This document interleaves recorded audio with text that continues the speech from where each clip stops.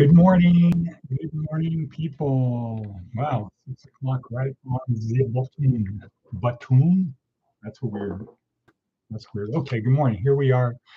It's about 6 o'clock, Sunday morning, November 30th, 2025. Tomorrow is December. And then shortly thereafter, we're going to start all over again in January. Oh, why am I doing that? I can do this. Whoa. Whoa, Nelly. Take my everyday dose thing out. Gotta have my morning rutina. Try not to spill the coffee too much because I have my stuff in the washer. Okay, so here we are. Good morning, good morning, good morning, fellow humans, colorful nuts. Here we are in southwestern Nevada, west of Sin City, east of Death Valley, south of Area 51. Hard scrabble territory, as Rulon, my friend Rulon says, imitating me, sharp-elbowed, pistol-packing, rootin'-tootin' people. The harvest is ripe, but the workers are few. So this is great ground to learn. This is a great place to learn. That's good because everybody knows everything here. That's the good thing. No students. Everybody's an expert. Everybody knows everything. So, good system.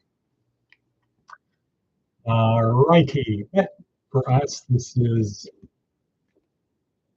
7 in week 4. This is the last day of the class, the last 4-week, 28-day class. Congratulations to everybody who's made it here.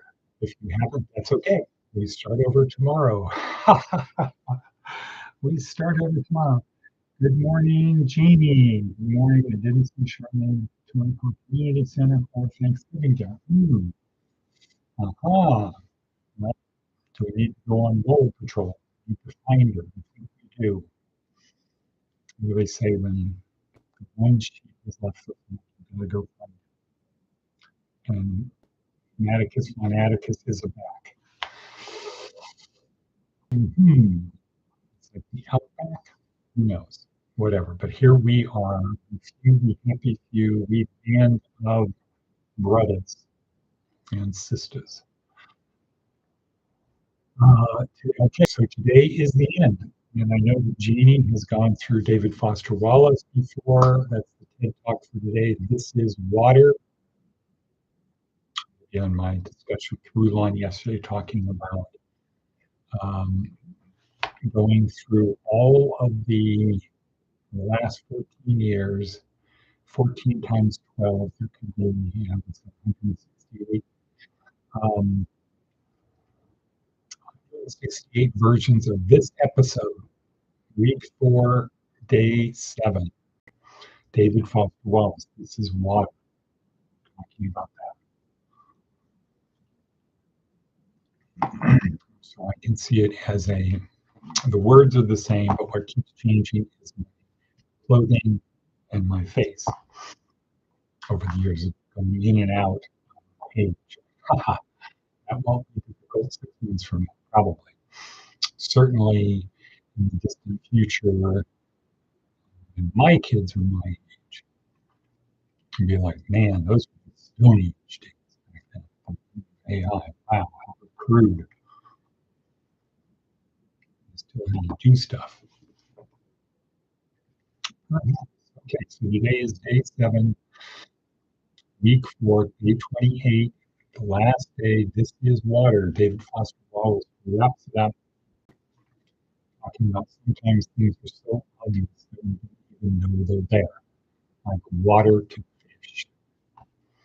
And that's what he calls our default thing. What not a baby? What not a baby? How are things in Fort Jack? Now we just need Diana to show up. Show a link, or maybe Jeff Morgan. or um,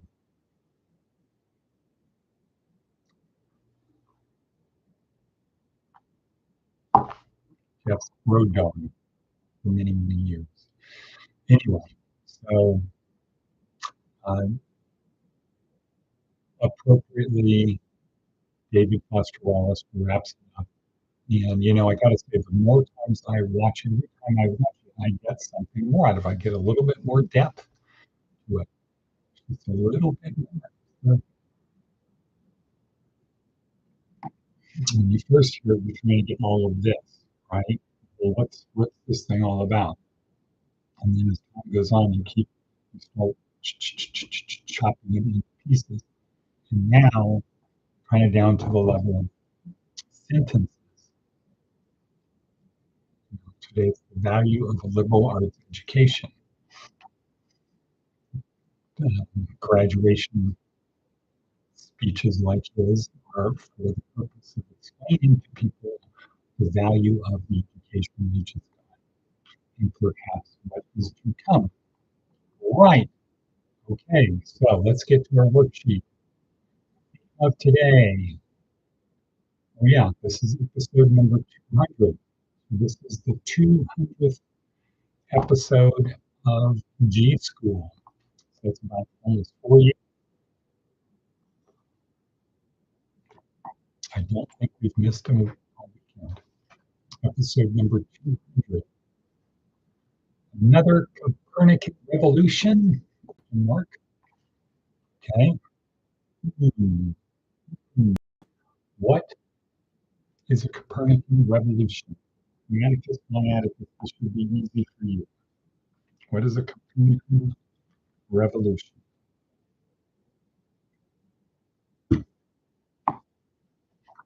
Blessed. Okay. So, what is a Copernican revolution? That's where today is. Advice from an 80-year-old: pray to be stronger. When that one popped up, because that's what they do, think of these things, and you're breaking up. Well, you're cracking up.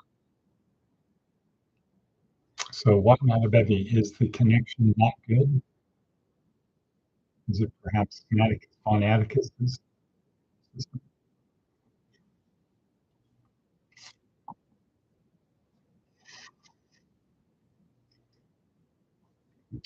Copernican revolution. Anyway, I don't come up with these things. I have an algorithm. No, not really, but let's just say it's like an algorithm that pops up with these things every day. I just have to import them in. I could automate that, but the process of importing then gives me the opportunity to think through what we're doing. Inside the secrets of the podcast. Let's see. Okay, so advice from me: you're afraid to be stronger. How's that for a prayer? How would that be for a prayer? Please, God, make me stronger. A little bit, but it's on now. Okay, Copernican revolution. Still waiting for somebody to tell me what is a Copernican revolution, and how are you feeling, Jeannie? How's life? How's life? I have two friends who became widows. What is a Copernican revolution? Why should we care? Pray to be stronger. Pray to be stronger. So we're contemplating these things. Now, what we really need to do from a neuroscience perspective is we need to ask our brain the question: what is a Copernican revolution? What should I pray to be stronger? Because our brain is designed to solve problems, to answer questions. If you just leave it as a statement, oh, it's a Copernican revolution, okay, great. Well, our brain tries to reserve energy prepared to engage, ready to engage. So we can rest until we engage. And one way to engage it is by asking questions, becoming inquisitive. used to drive my mother crazy because I kept saying, why? Why do we have to do this? Why? And that's probably at the root of the Copernican revolution. You see things differently. So let's get through and we'll talk about Copernican revolution. The Copernican revolution. That rolls off the tongue pretty well. Seth Godin. Seth, shard moment of transition. But in the thing it's called the pointy part. When a new technology arrives, it appears unpolished, ill-formed, and a bit wonky. As it gains traction, existing industries and processes begin to be threatened, often before their replacement in the new technology is fully ready. This is how Napster showed up for music business, or email for faxes, or television for radio. Same with online shopping, smartphones. Same with online shopping, smartphones, and online learning. The pointy part is the precipice, a shard where change is inevitable, but also feels fraught. The gap between fear and hope, the biggest gap between fear and hope. Okay? This is when foreboding in the existing industries. This is telling me my contacts need to be changed. No, that's no better. Um, the biggest gap between fear and hope. This is when foreboding in the existing industries begins to peak. And it's not clear that the new tech is going to be able to absorb the energy, investment, and attention of folks who can feel the old ways slipping away. Yeah, that's a footnote on that. Religion, the decline of Christianity in the United States. Right now, we're seeing the beginning of that phase for AI. People are either concerned about the future of their old ways or in denial and ignoring what's going on around them. Again, Christianity. So we're either concerned about the future of our old ways. Is the church going to be around? Or in denial and ignoring that it's going on. Yeah, it'll be around. It's been around for 2,000 years. It'll continue. I've never seen, you know, I've never seen handoff between technology regimes, and I'm not expecting one now. Not smooth doesn't mean it's not going to happen, though. Organizations and leaders can't wait until the next steps are obvious. At that point, it's too late. Yes. Okay. Need for a Copernican revolution. We need a revolution. A revolution now. What do we want? Revolution. When do we want it? Now. It's kind of like how a hand meeting goes, but they have different things. There I am. Okay. Fine now. Okay, so Seth is kind of on point. Going with this thing. The shard moment of transition. People are either in denial, or they're concerned about the future of their own ways, or they're in denial and ignoring what's going on around them. Okay, so let's bracket on that for a second. Let's David. So when things are about to change, some people are in concerned about what's going to happen, and others are in denial. Oh, nothing's going to continue as it is. Right. Viva la revolution. Copernican revolution is one of those things. Or points it out. So the Copernican revolution. Nicholas Copernicus in the 1500s published the mathematical calculation showing that the sun does not go around the earth goes around them. And people, we take it for granted, but this was a big deal. this was a game changer. This was everything is different. How can somebody say the Earth goes around the sun? I see it every day. It starts there and it ends over there. What do you mean the Earth goes around the sun? The sun goes around the Earth. It starts there and it ends there in the wintertime. In the summer, it starts there and ends there. What do you mean? You're out of your mind. You're crazy. Well, the math shows it. So the old view was here's the Earth and the sun goes around the Earth, right? Well, how do we know? Because we can see it. Aha! But Ludwig Wittgenstein walking along one day in Cambridge, talking to another philosopher or mathematician, says, well, why does it look like the sun goes around the Earth? And the other guy said, well, because it's obvious. It starts over here and it ends over there. That's why it looks like the sun goes around the Earth.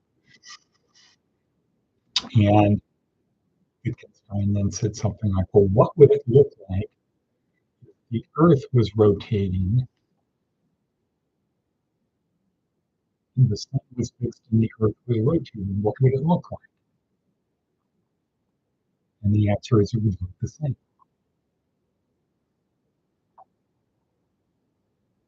Copernican revolution was we said, okay, here's the Earth, here's the universe. The Earth is the center of the universe.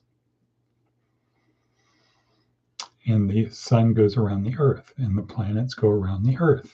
Everything goes around the Earth. The Earth is the center of the universe. The Copernican revolution said, no, the Earth goes around the sun doesn't go around the Earth. And then all of a sudden, click, everything clicked. Because at that time, the best astronomers might have been able to get 99% of being able to predict the movement of planets and things around the Earth. But there was this one little problem. I think it had to do with Mars. The Earth is going around the sun. We know that. We all have a picture in our brain of the sun is in the center and the planets have their orbits around it. And Earth is here and the Mars is further away. And they're both going around the sun. But the Earth goes faster than Mars does. So the Earth, at some times during the year, the Earth looks like it's chasing Mars, right? Mars is ahead. We're getting closer, we're getting closer, we're getting closer. And then at other times, it looks like we're pulling away from Mars. Mars is chasing us. Well, there's that one point in time where we pass Mars.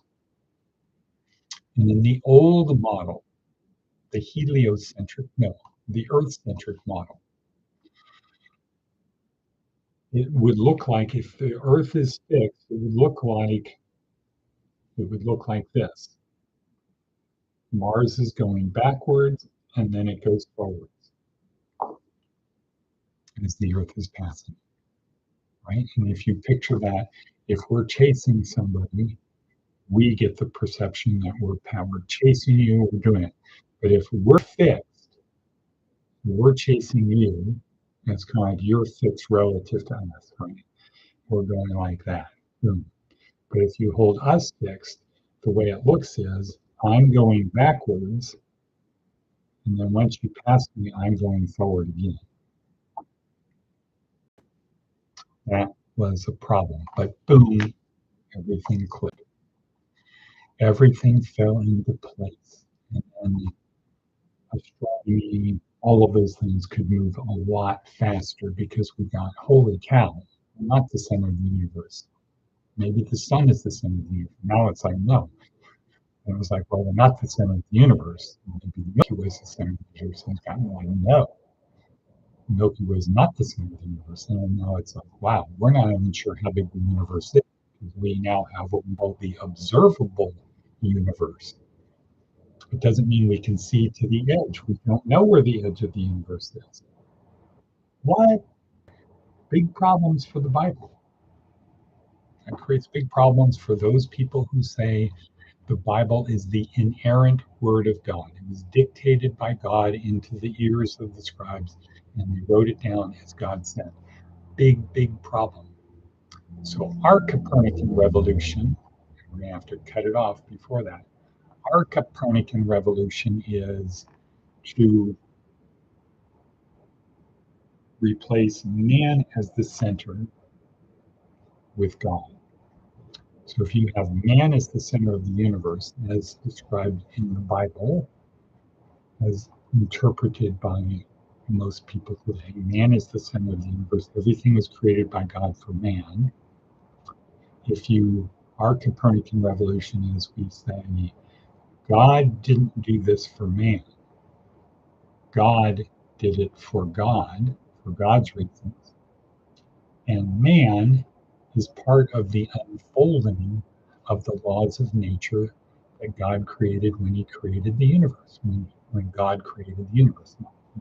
When God created the universe and put the laws of physics in place and time and everything else was made, man is the logical outgrowth of the things that are here. If there's life on another planet, which is highly likely somewhere, there is life, they are the result of the evolutionary processes and whatever was going on there.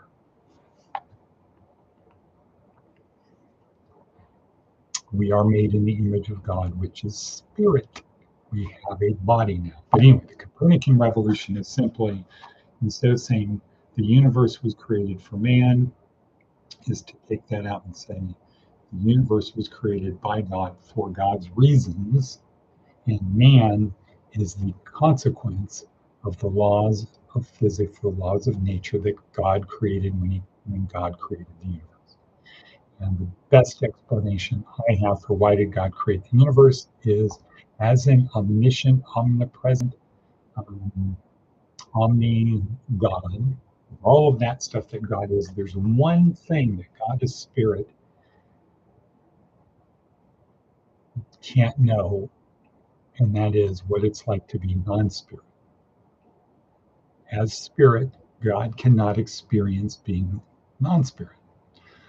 So we'll take the words and put in more sciencey words and say baryonic, meaning having matter, subatomic particles,